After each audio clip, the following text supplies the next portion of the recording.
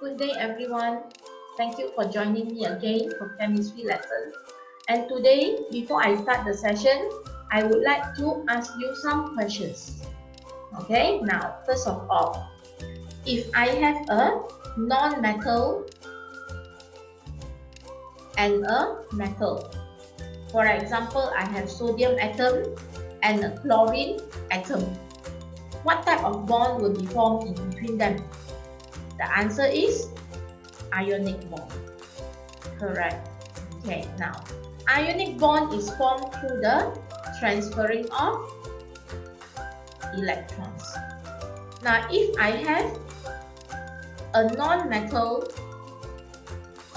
and a non-metal, for example the carbon and the oxygen, what is the type of bond that will form in between them?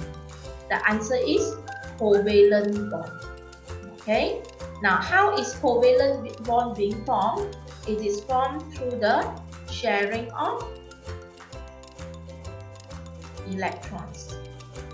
Okay, so now these are the two main types of bonds that we have already discussed, which is the ionic bond and the covalent bond.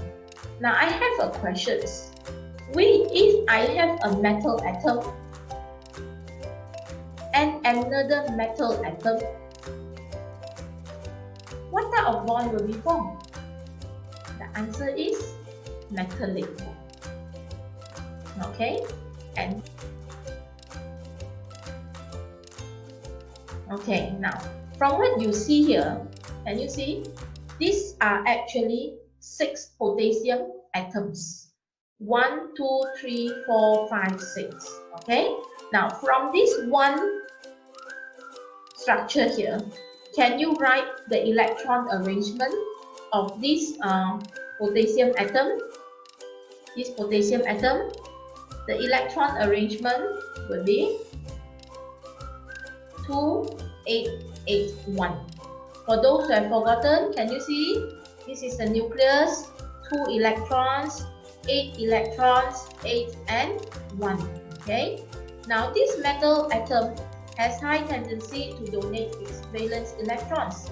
So this potassium atom also will donate its 1 valence electron. Therefore, the potassium ion is formed with the electron arrangement of 2, 8, 8.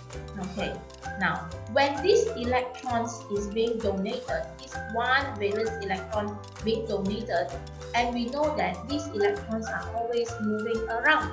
Okay, now these electrons which is donated and move around, we call it as the delocalized electron. I put it here, delocalized electrons.